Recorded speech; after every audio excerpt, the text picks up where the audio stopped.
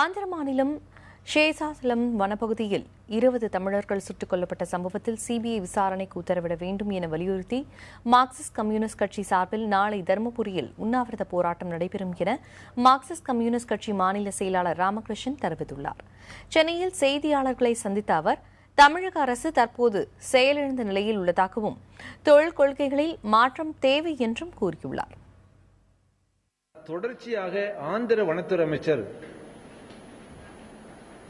தமிழகத்தை சார்ந்த 21 சுட்டுக் கொல்லப்பட்ட சம்பவத்தை நியாயப்படுத்தி பேசி வரக்கூடிய பின்னணியில் மார்க்சிஸ்ட் கம்யூனிஸ்ட் கட்சியின் சார்பாக அந்த கோர சம்பவம் குறித்து ஆந்திர போலீஸ் விசாரித்தால் போதாது, மத்திய புலனாய்வு சிபிஐ விசாரிக்க வேண்டும் என்று வலியுறுத்தி நாளை தருமபுரியில் எங்கள் கட்சியின் சார்பாக உண்ணாவிரத போராட்டம் நடைபெற உள்ளது.